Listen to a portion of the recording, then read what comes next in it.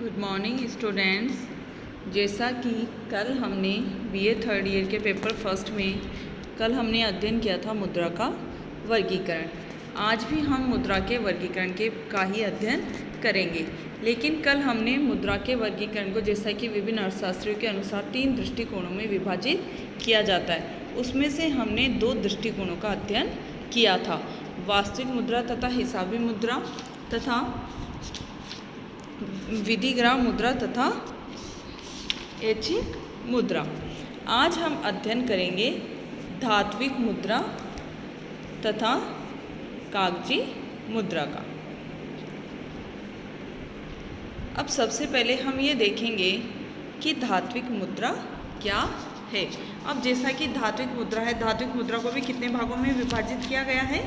3 भागों में विभाजित किया गया है, प्रमाणिक मुद्रा, सांकेतिक मुद्रा एंड गौण मुद्रा। तो अब सबसे पहले हम देखते हैं कि धात्विक मुद्रा क्या होती है।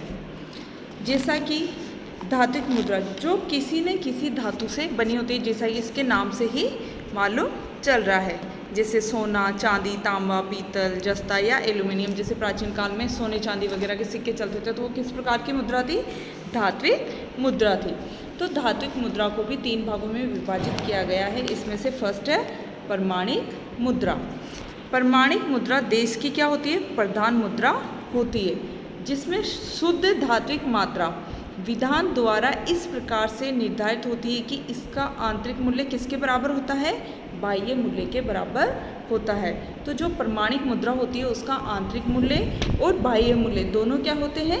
बराबर होते हैं, और ये असीमित विधिग्राह मुद्रा मानी जाती है।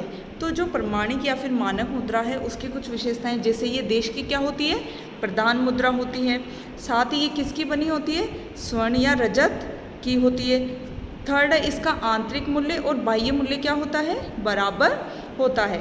तथा ये मुद्रा असीमित विधिग्राह होती है। साथ ही जो इस प्रकार की मुद्रा होती है प्रमाणिक मुद्रा, उस मुद्रा की ढलाई स्वतंत्र एवं निःशुल्क भी होती है। तो इस प्रकार से ये कुछ विशेषताएं थी प्रमाणिक मुद्रा की।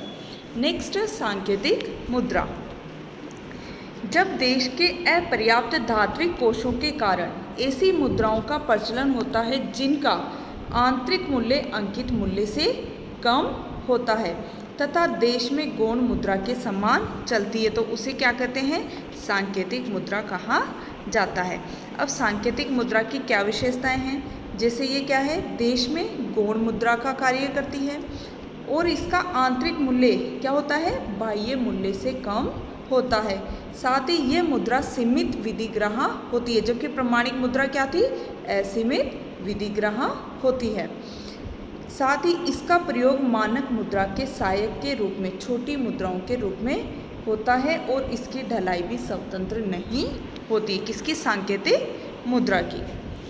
अब जैसा कि हम देखें कि जो हमारी भारतीय मुद्रा है वो प्रमाणिक मुद्रा है या सांकेतिक मुद्रा है। तो जैसा कि हम मानते हैं कि जो भारत में 1 रुपया है वो देश की क्या है? प्रधान मुद्रा है, लेकिन ये असीमित और ये असीमित विधिग्राह भी है, पर फिर भी इसे हम प्रमाणिक मुद्रा नहीं कह सकते। क्यों नहीं कह सकते? क्योंकि इसमें जो प्रमाणिक मुद्रा है उसके 2 गुण नहीं पाए जाते। एक तो इसका आंतरिक एवं बाह्य मूल्य क्या होता है? बराबर नहीं होता है, तथा दूसरा इसकी ढलाई स्वतंत्र नहीं होती है। तो इन 2 गुणों के अभाव में हम रुपये को क्या नहीं कह सकते? प्रमाणिक मुद्रा नहीं कह सकते।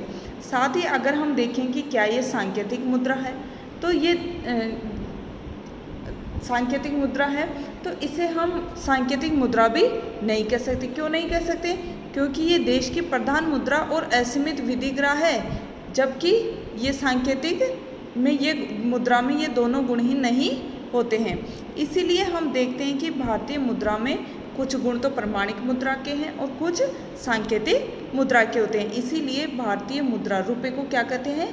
प्रमाणिक सांकेतिक मुद्रा कहा जाता है, क्योंकि इसमें दोनों के ही गुण पाए जाते हैं। अब नेक्स्ट है गौण मुद्रा।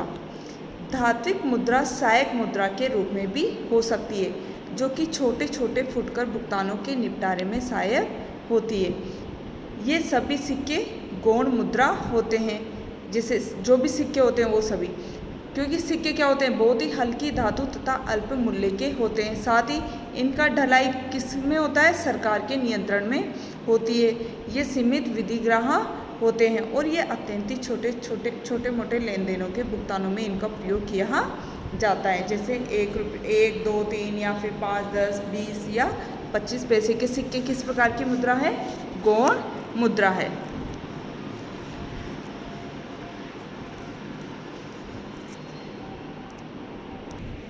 अब जैसे कि हम देखेंगे, हमने ये अध्ययन कर लिया कि धात्विक मुद्रा के विभिन्न प्रकारों के बारे में, प्रमाणिक मुद्रा, सांकेतिक मुद्रा और गौण मुद्रा।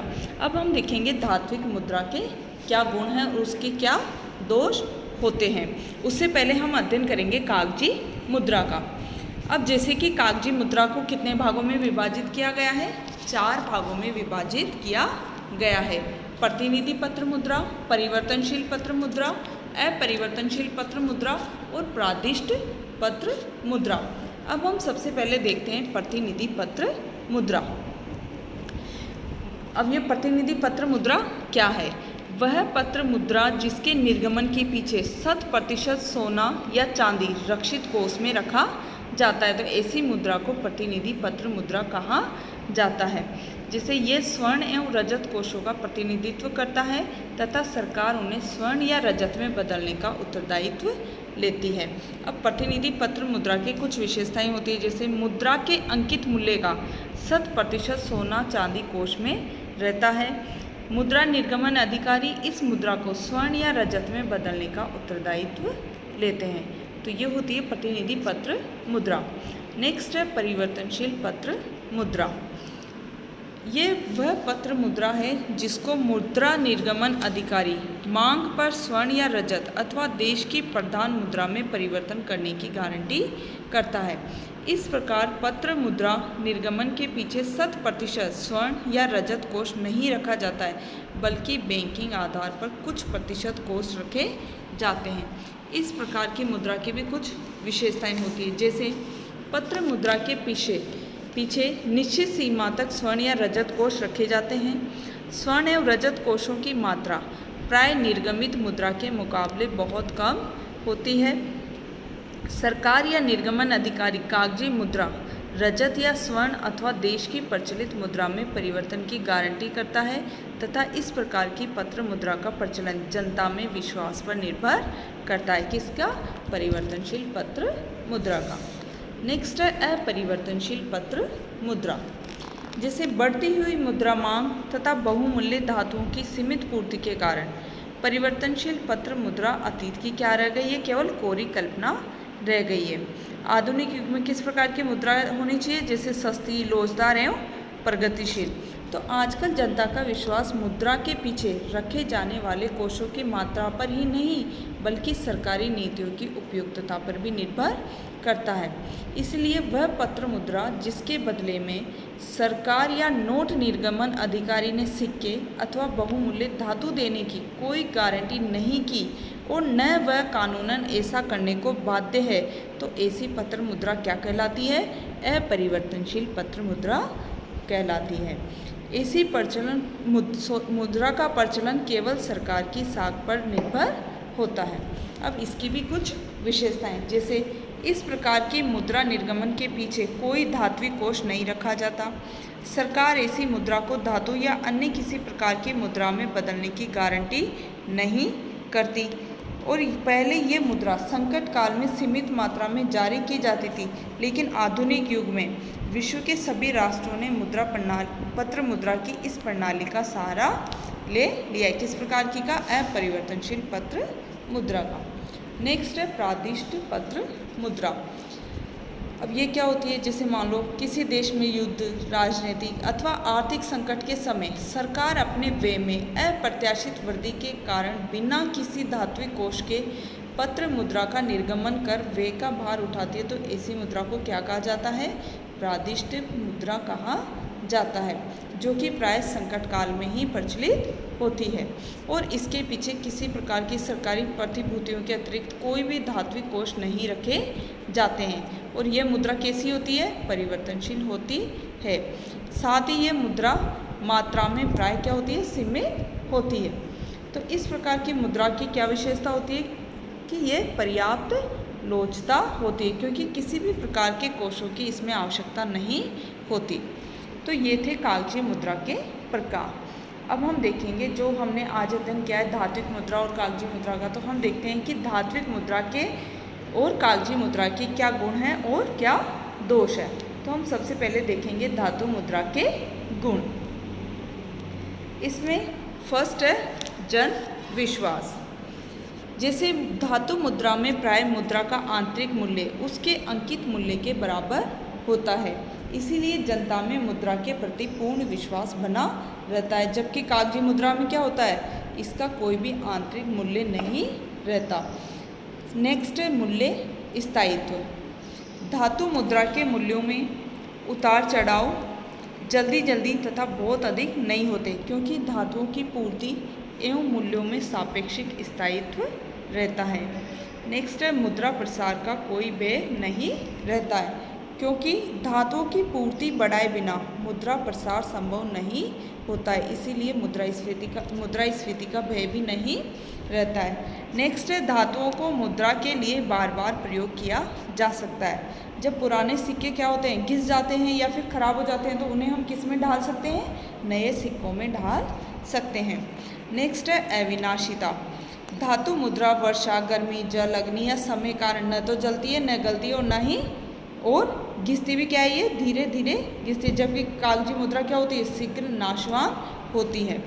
नेक्स्ट है संग्रह करना सरल है। क्योंकि संग्रह करना सरल क्यों है, क्योंकि ये क्या होती है, सर्वग्राह्य होती है। अब है मुद्रा के दोष। फर्स्ट है खर्चीला। जैसा कि धातु मुद्रा किसी भी राष्ट्र के लिए क्या है, एक महंगा मुद्रामान है। क्यों है, क्योंकि वास्तविक धातु के सिक्के विनिमय के माध्यम और मूल्य के माप और संग्रह के लिए प्रयुक्त किए जाते हैं। नेक्स्ट भुगतानों में कठिनाई। क्योंकि धातु की मुद्रा में कागजी मुद्रा की अपेक्षा क्या होती है, वहनीयता कम होती है, इसलिए भुगतानों में भी कठिनाई उत्पन्न होती है। नेक्स्ट है कम लोचदार पूर्ति। धातुओं की पूर्ति में अपेक्षाकृत धीमी गति से परिवर्तन होता है, अतः मुद्रा की पूर्ति में धातुओं की मात्रा में परिवर्तन किए बिना कमी वृद्धि संभव नहीं हो पाती। नेक्स्ट वहनीयता कम होती है। सोने चांदी के सिक्कों को एक स्थान से दूसरे स्थान पर ले जाना तथा दूसरी भारी एवं कम मूल्यवान वस्तुओं से तो सस्ता है, पर इसमें पत्र मुद्रा के समान वहनीयता नहीं होती है। तो ये थे धातु मुद्रा के गुण और दोष। अब हम देखेंगे पत्र मुद्रा या फिर कागजी मुद्रा के गुण और दोष। पत्र मुद्रा के गुण, इसमें फर्स्ट है बहुमूल्य धातुओं की बचत होती है। किसमें, पत्र मुद्रा में। किस प्रकार से, क्योंकि कागजी नोट विनिमय के माध्यम, मूल्य के मापक तथा संचयन के लिए प्रयुक्त किए जाते हैं और सोने चांदी का प्रयोग अन्य उपयोगी कार्यों में किया जाता है। नेक्स्ट है मितव्ययता पूर्ण। जैसे पत्र मुद्रा का प्रचलन क्या होता है, बहुत ही सस्ता एवं मितव्ययता पूर्ण रहता है। जैसे पत्र मुद्रा छापना सरल व सस्ता, घिसावट का डर नहीं, एक स्थान से दूसरे स्थान पर भेजना भी क्या होता है, आसान होता है, वह कम खर्चीला होता है। नेक्स्ट है लोचदार मुद्रा प्रणाली। क्योंकि मुद्रा की पूर्ति में वृद्धि बिना स्वर्ण रजत कोषों में वृद्धि के संभव हो जाती है, जबकि चांदी स्वर्ण के मुद्रा की मात्रा में परिवर्तन तब तक संभव नहीं हो पाता जब तक कि इनके धात्विक कार्यों में वृद्धि न हो जाए। नेक्स्ट है भुगतान में सरलता रहती है। क्योंकि पत्र मुद्रा बहुत हल्की मुद्रा होती है, इसे गिनना क्या होता है, सरल होता है। नेक्स्ट सरकारी व्यय व घाटे की पूर्ति में सरलता होती है, क्योंकि सरकार नोट निर्गमन कर अपने व्यय के साधन जुटा लेती है।